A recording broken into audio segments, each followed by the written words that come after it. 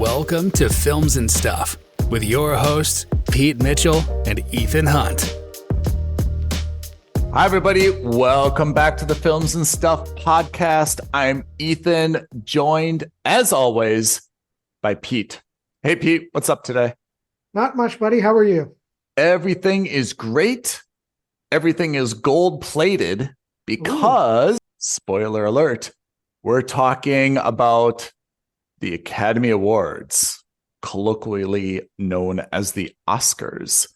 Before we begin, maybe I can just give you a few little trivias about the Academy Award. Ooh, I like that. Yeah. So there are 24 categories in film, not to be confused with the Golden Globes, which have 27 categories in both film and television. That's total, right?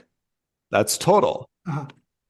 As you know, the Academy Awards are voted on by the members of the Academy. I think that there are currently slightly over 10,000. I think it's like 10,500, 10,700. And those members are divided in different branches. So, for example, there's only like 1,300 actors who are members of the Academy. So they're only like 14% of the voting, compared to the Golden Globes, which only have 300 entertainment journalists who are voting. Mm-hmm. So even though they usually say the Golden Globes, which take place in January, kind of like a barometer for the Oscars, which take place in like March, April, there are some differences in terms of the voting. Historically, when you got an Academy Award back in the good old days, and I mean like in probably up to like the 1950s, you own that little bronze, it's not bronze, it's bronze plated in gold statue.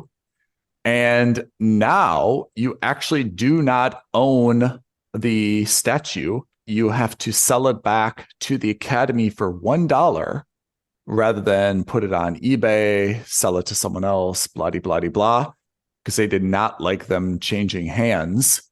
So if you do buy a Oscar on eBay, make sure it's a very, very old one, because if it's kind of like newer than the 1950s when they implemented this policy, it is either a knockoff or it is inappropriately being sold. And if the Academy finds out about it, they will give you $1 and demand it back. How's that for trivia, my friend? Very cool. Yep. So we decided to have this Academy Award centric episode of Films and Stuff because the nominations have been announced. And as always, there's a lot of not surprises. There are some small surprises. There are some big surprises, and there are some outrage going on, right? Yeah. So anything in particular caught your attention that you feel was a miscarriage of justice or blatantly unfair in terms of the nominations? So I am of the mindset that I think to call an omission of what is obviously a very subjective decision, right? Because art is very subjective. I think to call an omission of one person's nomination, I think it's a little hard to call, to be outraged by that. I also think that, this is like the epitome of what would be colloquially called a first world problem, right? Yeah. There are a couple of surprising, let's say, omissions, but I don't think that they should warrant any kind of, light the torches, grab the pitchforks and storm the Academy. I just think that's a little inappropriate. I mean, we're also talking about the nominations, right? So, I mean, we're not talking about the winners. We're talking about the nominations. And therefore, I think it's a little bit difficult to really be outraged or say that there was an injustice for not having someone be nominated, right? Yeah. And again, the fact that somebody else gets nominated over another person, Yeah. you don't want to take that away from the person who did get nominated, because generally speaking, it's not like they're saying we're not going to nominate Leonardo DiCaprio because we're nominating Pete and Ethan, right? Two nobodies. They're nominating someone who's equivalently good at the craft. So Yeah. you don't want to take that away from the other person either. One caveat, we're only going to be talking about the nominations that, again, this is going to sound really rude That matter. but yeah, we're really talking about the main nominations. We're talking about Best Picture, Best Director, and the 4 acting nominations. Soundtrack is very important. Editing is maybe even more important. All of these things are important, and all of these different aspects have to work together to make an excellent movie. But I mean, I don't think I'm speaking out of pocket here when I say that the most prestigious awards generally are the individual awards in the acting categories, the directing categories, and then the best overall picture. I think you're right about that. The one thing that I noticed was that, a lot of times when you conceptualize or are filming a movie, you're kind of aiming for an Academy nomination or win, right? And you kind of know, like, taking a role like this is kind of like the fast track to getting that. When you look at like the 10 films nominated for Best Picture, I'm not intimately familiar with all of them. For example, like Zone of Interest, Poor Things, Anatomy Past of a Fall. Lives. Yeah. But they all kind of seemed worthy. And it seems like when they were being created, they all maybe had like a little bit of an inkling or an aim to be nominated. The one omission, the one film that I think everybody kind of like joined up on and thought, this is going to be nominated, but it wasn't, is Napoleon. Yeah. So let's talk about that. Before we get into that, let's talk about what were the actual nominees, right? So Best Picture, again, a couple of years ago, generally speaking, there are only 5 entrants in any given category, but they expanded Best Picture because, I mean, frankly speaking, the movies are just getting better and better, and it gets harder and harder to cut it off at 5 movies.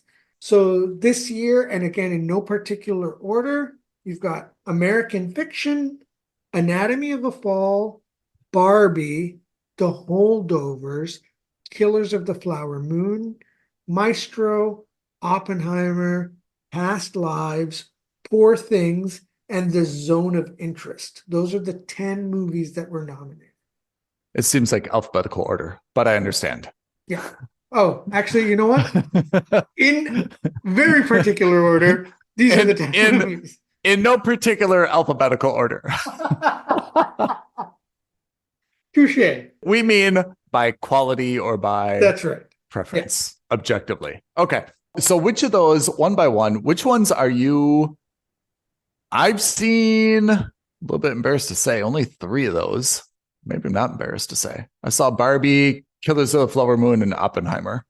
I've seen 6 of these movies. Whoa. And I think you raise a very, very valuable point. So thank you. What was it? That there are every year there's a couple of movies, as you rightly said, most people are making movies with the intent that, hey, we want to make the best product ever, and hopefully it's good enough to win an Academy Award. Yeah.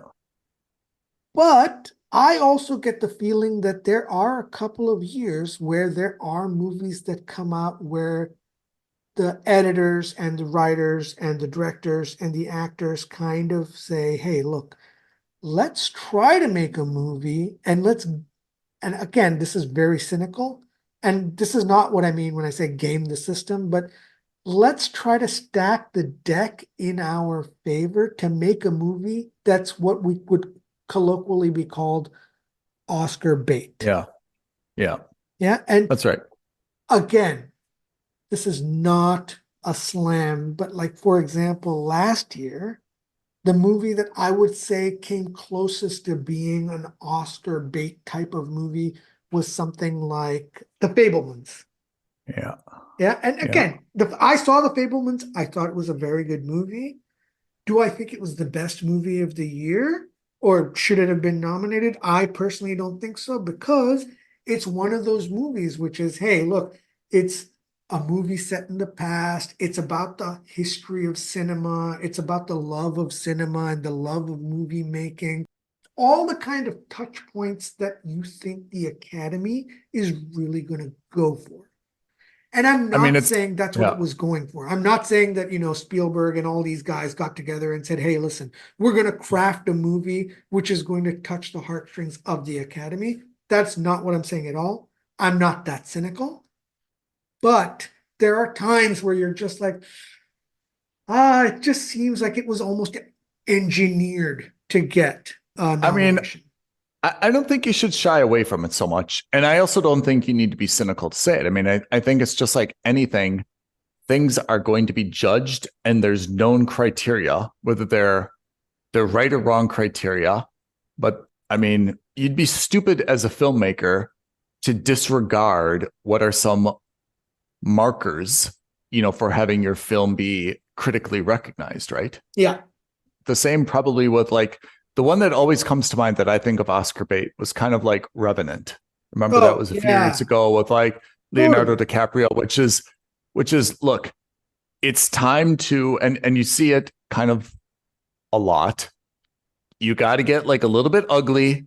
You have to like get a beard, be fat, be skinny, some type of like body transformation, right? That's a good marker. Oh yeah. You've got to be in very, very difficult like environmental circumstances, right? Like all of these things are well known, like Oppenheimer, the way that, Robert Downey's scenes were filmed in black and white. Yeah. These are all kind of like markers, and it doesn't mean that you don't care about your film. It's just that you'd be silly to like blow past these things and not take a little bit of heed to something that can give you some critical acclaim. But I agree, there are some baity things that you can do to kind of get on here. And that's why I would have expected that day one, when everyone got together for Napoleon, I know there's not really a day one, but like everyone probably when they joined was like, this is Oscar bait. Yeah. We've got Joaquin Phoenix, right? He's kind of a little bit of a darling.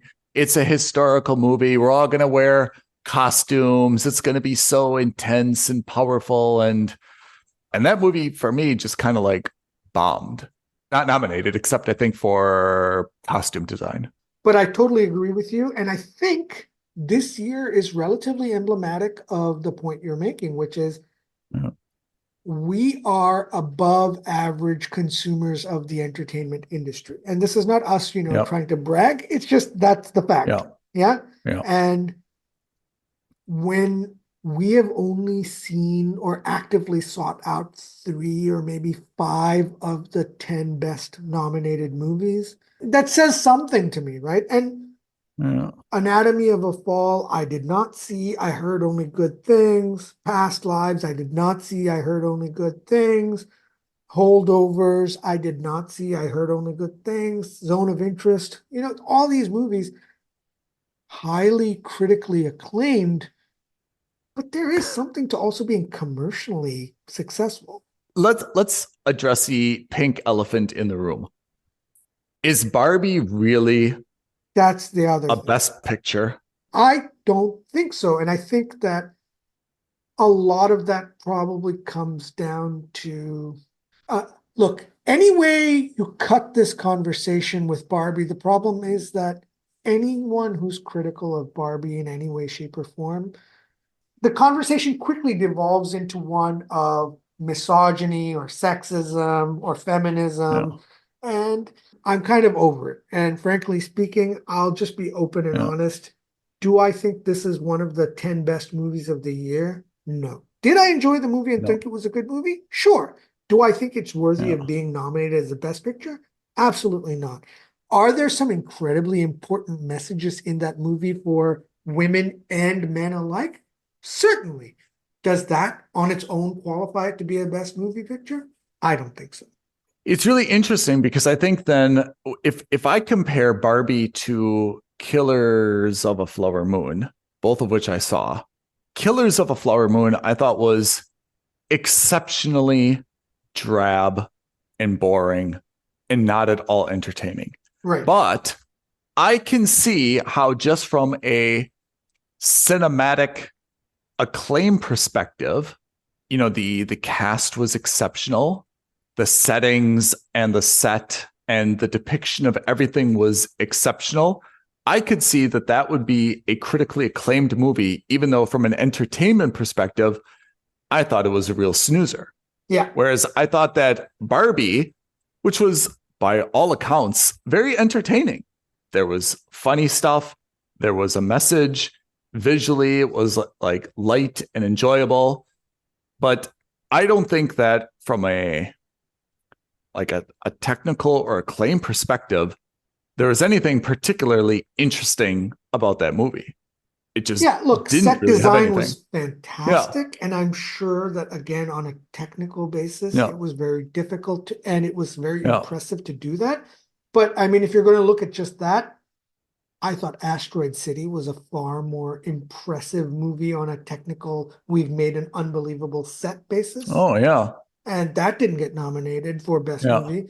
I'm not saying it was worthy or not worthy, but if you're just looking at it on that basis, I agree. Asteroid City was actually quite fantastic. You're right. right? And they built a beautiful town and set for it. Yeah. We're not Yeah. saying that Barbie was nominated purely No. for that, but Well, if it would have been nominated, then it would have been nominated for visual effects, which it was not, or it would have been nominated for production design. I don't know if it was or not.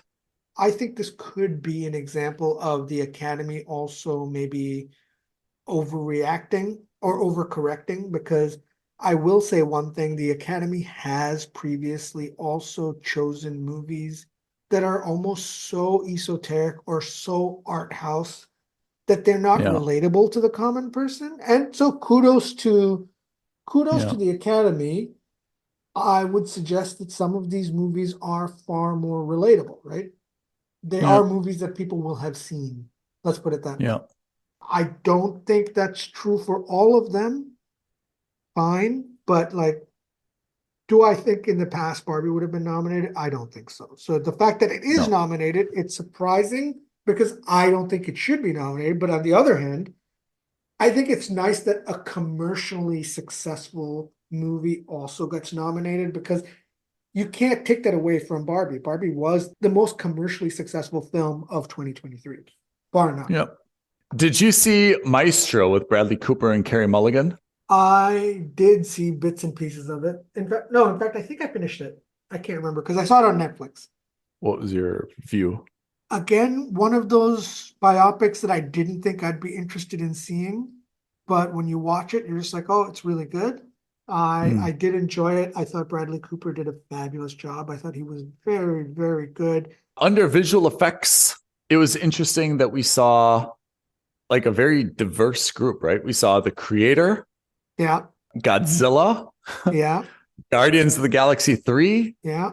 Mission Impossible, and Napoleon. Like those are much different films than you've seen in any of the other categories, right? Yeah, they are. But at the same time, all of them had incredible visual effects. In fact, if you haven't, what was the Mission Impossible effects? Probably the train sequence. Oh, that was fantastic. I would recommend, if you haven't seen this, and if our listeners haven't, I really think it's one of the most wholesome things I've ever seen. The people who made Godzilla, so Godzilla Minus One had a total budget of only $15 million. Oh, really? Yeah, next to nothing. And they stayed up to watch the nominations, the visual effects team, and they filmed themselves watching it in anticipation of getting nominated. It's one of the most wholesome videos you'll ever see. Like this group of Japanese filmmakers and editors and visual effects experts sitting in like this small, cramped boardroom or conference room, actively watching this like Zoom or like live stream of the awards nomination. And as soon as their name was mentioned, the entire team just goes ape shit. They pop off like these little poppers and streamers. It was so good. Like just for that, I want to see them win. Oh, okay. It was That's so cool. nice. I urge you to watch it on YouTube when you get a chance. I shall. I was just gonna say, so they released the nominations now. The awards are actually handed out. Is it the end of March? It's 11th of March. So I mean, there's quite a span, right? Does that give like everyone from the Academy time to like watch them? Watch and vote. Hmm. And then it gives everyone time to like all the different awards nominees to kind of gear up for their PR campaigns, right? Like they'll all go on the late night talk show hosts. They'll talk to podcasts. You know, the studios are going to spend a ton of money on advertising and newspapers and kind of get people up there. I'm almost certain that Oppenheimer's going to get re-released in the cinema. You know, like a bunch of these movies are going to get re-released in mainstream cinemas and just kind of be like, here's the last minute push, not just to bump up the PR and hype machine, but also get a few extra bucks in for each movie. Yeah. Do you have any predictions? Yeah, so that's what I was going to say is of these 10, who do you think is going to win it? Again, not having seen them all, I guess if I were going to Las Vegas and I were putting money down, I would put money on Oppenheimer. Having seen Oppenheimer, I mean, it's hard to find any technical flaws with that. But I have to say, to me, part of being a best picture means you also have to have some entertainment value. And like if you called and said like, hey, Ethan, let's go see Oppenheimer again tonight, I'd be like, no thanks. I don't think so. Yeah. I would not. Yeah. I don't want to say that's damning or it's a death knell, but something to me says like the best picture should be something that you want to see again. And even though the sound was great and the acting was great and the visuals were great and great and great and great and great and great, we know Nolan's amazing. Like it was just, I don't know. It was like music with like no soul, right? How many times did you end up watching the movie? I saw Oppenheimer once. Interesting. I saw it 3 times. What? Yeah. How did you see? That's 9 hours out of your life. How did you do that? Isn't that crazy? I saw it 3 times. I really enjoyed it. Huh. So between the two of us, we averaged 2 times. I mean, yeah, that's true, but wow, I have to say, you thought it was that good, huh? I saw it twice in the cinema. That's the shocker. I saw it in the cinema twice, and then I saw it at home once. So I guess that's your vote then for Best Picture. Yeah, I think it's Oppenheimer's to lose at this stage. Again, based also on the fact that, you know, of all the movies that I did see, I don't just think it's the best. It's the one movie that if you told me, hey, we have to watch all of these again one more time, I think Oppenheimer's the only one I'd be looking forward to watching for the 4th time. Maybe Poor Things. I also like Poor Things. I would, if I had to see, no offense, I definitely will not see Anatomy of a Fall. I will not see Poor Things. I will not see Zone of Interest. I could maybe be convinced to see Past Lives. I'm not keen to see Maestro, but that may be ignorance, and I could probably be convinced. And The Holdovers, having watched the trailer, I don't really feel like there's a whole lot of value in that for me. So I guess that's kind of where I stand. But I could be convinced to watch Maestro if someone said like, oh, it's better than you think. So what do you think is going to win it? Like I said, I think my money has to be on Oppenheimer. It's got the best brand recognition. I think everyone can plausibly vote for that. I mean, I think it would be hard to vote for Barbie. And I think that if you vote for Oppenheimer, you can also say, look, we're really in it for the art. They don't need to take something esoteric and weird like Poor Things or Past Lives. They could still have like some credibility by voting for Oppenheimer, I think. I mean, it's, again, very bad way to look at it, but I think one of the things I would look at is like, would I feel almost embarrassed to vote for Barbie? I think I would. Yeah. What's going to stand the test of time, right? I mean, when you look back in a few years, it's like Oppenheimer won an Academy Award. No one's going to be like, oh man, what were we thinking, right? Yeah. It would be it wouldn't be a controversial win. Yeah. Right. If you had said like, let's just say Poor Things, for example, which by all accounts is actually quite decent.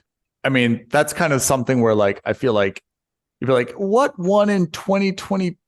I can't remember. Like, what was it? Poor Things? What was that about? Like, it feels too small and niche, to get the Best Picture award. You're right. Except for the fact that it stars some unbelievable actors, it does have the feel of an independent movie. Yeah. It almost seems too small and like insignificant, Which again, it's not. But yes, I totally understand No. your point. You know what? Since we're talking about movies, let's talk about the directors. Yeah. So the 5 nominees are Jonathan Glazer for The Zone of Interest, Yorgos Lanthimos for Poor Things. Forgive me if I'm butchering the name. Nolan for Oppenheimer, Scorsese for Killers of the Flower Moon, and Justine Triet for Anatomy of a Fall. I mean, again, money has to be on Nolan for Oppenheimer. I would expect, though, that for the director, this is where they'd go with someone like a little bit more. It just seems so easy to do Nolan or Scorsese, right? Okay. And I feel like the Academy will maybe say, Oppenheimer gets Best Picture. We can't give it to Nolan. Like, Scorsese's so well acclaimed. This is maybe where they decide that, someone else kind of pulls at their heartstrings or has a great story, or, they decide to expand the awards a little bit and give it to someone else. This is where I would expect that to happen rather than Best Picture. Okay. I think it's going to be Nolan. All those other movies are very good, but I think that for him to pull off not just a biopic, but one of a very significant historical period in the way that he did, I think it's him. I think he's going to win. My question is, irrespective of how he does, what is next for him? What is next for him? I mean, because selfishly, I want him to go back to The Dark Knight, Interstellar. Like, those are films that I love. Inception. I want him to go back to stuff like that because I love those so much, and he's so creative when it comes to things like that. I don't want him to become kind of the next Steven Spielberg, picking another very esoteric historical figure and doing this another like 3-hour biopic. Okay. Purely selfish. I don't know what the next movie is, but there have been a lot of long-running rumors of him helming the next James Bond movie. Oh, yeah. Yeah. So I don't know if that's happening or not happening. I have no idea, but that's the only thing that I've heard. Yeah. I honestly don't know, but I agree with you in the sense that I think Nolan is at his best when he gets to flex his pseudo sci-fi muscles. Yeah. I still think of Memento as one of the best movies he's done. Yeah. There is a career arc, and me not being in this industry, I guess it's easy for me to be selfish and to point fingers, but I miss Matthew McConaughey in rom-coms. Yeah. I miss Bradley Cooper in Hangover. I miss these guys. Like, they're my friends, and they've kind of like got married and started a family, and now they're like just so serious and drab, and they're just chasing hardware. I miss them, right? Yeah. And I don't want to say I miss Nolan in Interstellar and Tenet and all the other, great things. I don't want him to just do another biopic about a scientist that I've never heard about or something like that. I know exactly what you mean. I also get the feeling, though, that Nolan isn't the type to go chasing after hardware. No, he's definitely got his own things that fascinate him, right? Yeah, exactly. I think he just does the things that he does because that's what's interesting to him. And I think, I mean, fair enough. The guy's got such a great career, and he's done so many good movies that I think he can basically go to any studio and just say, hey, listen, I want to make a 4-hour movie about paint drying, and I bet you people would be lining up around the block to fund him. Look, James Bond would be that Bond franchise after Daniel Craig steps aside. I think it would be a good opportunity to kind of like revitalize that Bond franchise. You know, even the existing stuff with Craig has gotten a little bit redundant. You know, like if there's, I don't know when the next one is coming out, but I feel like I've already seen it. What were the last three? Spectre and... That's the crazy thing. I almost said Ghost Protocol, but that was a Mission Impossible movie. Yeah, but they've all kind of been the same, where Craig has done a lot for Bond to modernize Bond, but I feel like that story has kind of been like copy and pasted a few times, where he's always been kind of like the wayward, abandoned orphan son, right? Trying to kind of chase down, his family roots with this big non-governmental organization that's out to kind of like destroy and or rule the world. And I just felt like that story has been told again. So when there's another Bond out, we've seen this. I'll definitely go see it, but I'll feel like I have already pre-seen it. I want the next Bond iteration, whoever the next Bond is going to be, I want them to kind of say, hey, you know what? We don't need to see any more of Bond's backstory. We don't need to see any more of his trauma and childhood. Let's just focus on making this a Mission Impossible style movie where it's about a man on a mission. And that's it. That's right. Yeah. That's actually, it should be more Mission Impossible, where it's just him kind of running around. Here's the objective. Here's the bad guy. These are the insurmountable odds that you have to go and overcome. That's what I want. I don't need any more emotional distress. I don't need him to be like, I'm going to sleep with this woman and then not talk to her for a year because I have trust issues. I don't need any more of that.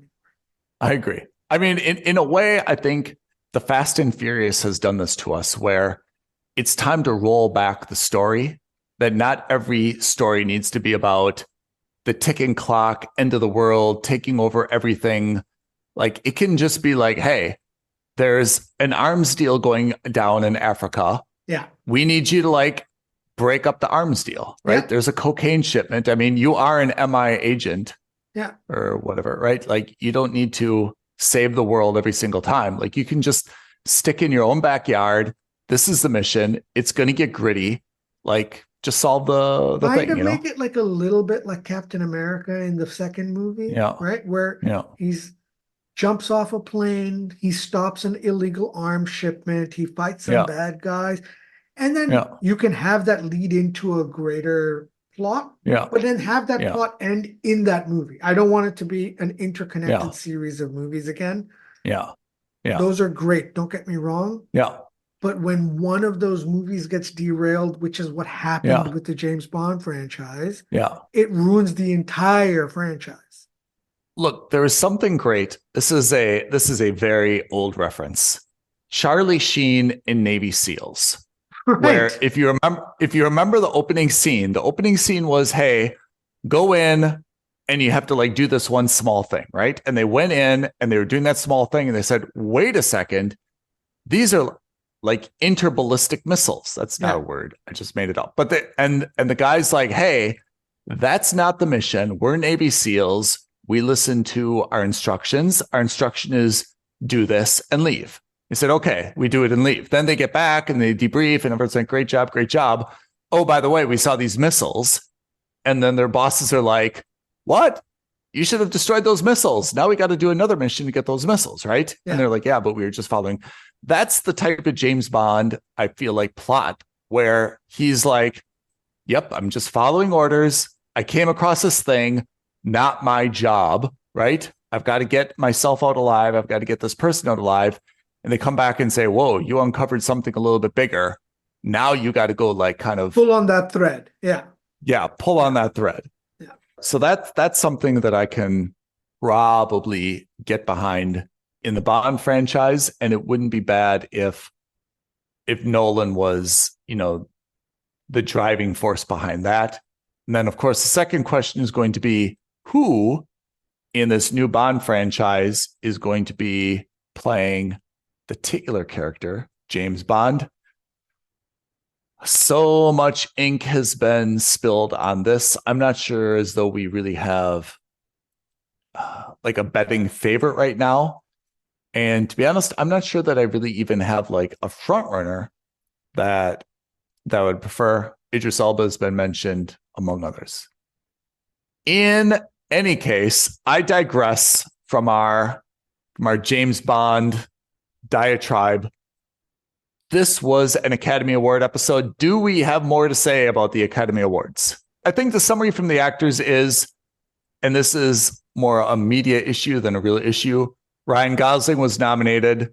Margot Robbie was not. Yeah. America Ferrera was nominated. Leonardo DiCaprio was not. Lily Gladstone, the first Native American nominee, was. And I think the big takeaway is you could probably talk about this for a long time, but I think ultimately everyone who is nominated was absolutely deserving. There's a lot of great actors out there. Some of them were not nominated, but it's really hard to say that like a dramatic injustice took place for any of these. So in general, yes, we'll push back to say that I am not 100% on board with America Ferrera getting nominated, because that means displacing someone like Julianne Moore, or maybe even, depending on how you view her, Natalie Portman in May, December. I think that America Ferrera may be, and again, this is highly cynical, I expect that she got nominated for that one monologue she has in the third act, which is fine. It's a very important message, and I fully agree with that message. Do I think that that one message is worthy of her getting an Oscar nomination? I don't think so, because I don't think she was so exemplary in the movie that she should get nominated. But that's a secondary point, I suppose. When you pointed it out, I caught the same thing, and I have to say, I'm not even entirely sure what her role was in that movie, and maybe that says something about the amount of attention. But I mean, I guess any year you're going to find some things to quibble about, but I mean, maybe she was unnecessarily nominated, but again, I don't think there's any major misjustices carried out here. You're right. I think in the best actor and best actress as leads, I think it's Cillian Murphy's to win. I think it's Lily Gladstone's to win. I think in terms of optics, and I think in terms of story, both of them have the best stories for the wins if they get them. Yeah. I think that for supporting actor, I think it's going to be Mark Ruffalo. I don't think it's going to be Ryan Gosling. I think it's a close race between Mark Ruffalo and Robert Downey Jr. Yeah. My gut tells me it's going to be Mark Ruffalo, just because it was a great performance and it was funny. Whereas I think Robert Downey Jr.'s was not funny at all. Obviously, it wasn't meant to be. I just get the feeling that they're going to give it to Poor Things because, again, I don't see Poor Things winning Best Movies or even Best Directors. I think they may throw the movie a bone by giving it Best Supporting Actor. I mean, I always feel that it's very, I don't want to say easy, but it's easier to play a very rigid type character. And it's more complicated to play a character that has a few different personas, where you have to be funny and you have to be, confused or serious or, something else, arrogant, right? So I felt like Downey Jr. did a great job. It's so nice to see Iron Man doing something other than Iron Man. Yeah. But that was a good character that he played, but it wasn't like tremendously dynamic that you would say like, wow, like how did you pull that off? I mean, he was just a very serious, a little bit angry, individual who was cornered at the end. Yeah, that's it. I don't think there are any other crazy surprises. I thought it was interesting. I am looking forward to seeing who wins. I don't know. I feel like this is the first year or one of the few Oscars in a long time where I've just kind of been, I don't want to say underwhelmed, but I think just whelmed. I think that all the nominations are as expected, very few shocks and surprises. And the few shocks and surprises we've seen, I think, are relatively well or easily explainable. Yeah. So, like, I would be shocked if all of a sudden they said Best Actor and they put Vin Diesel in there for Fast X. That would be like the only thing everyone in Hollywood would be talking about for like a month. Yeah. So which obviously wasn't going to happen, but can you imagine if that were the case? Lifetime Achievement Award. Also fine. So March 10th/11th, depending on your time zone, that's when we're going to see the 96th Oscars. We will have a breakdown for you. We can do a breakdown after, see if there's anything that was consistent or dramatically outside of what we kind of predicted. Exactly. Well, my friend, that is another Academy Award themed episode of Films and Stuff. Pete, as you always do, tell our listeners where they can ping us, reach out to us, and otherwise watch this episode. Absolutely. Look, let us know what you think about the Oscar nominations. Were there any shockers for you? Are there any locks or any predictions that you have? We'd love to hear it. We can always compare scorecards.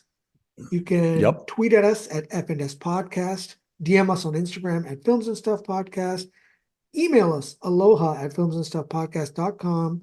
But as always, the easiest way to do that would be to leave a comment below this video, like and subscribe to our channel, hit that notification bell, all the usual YouTube stuff.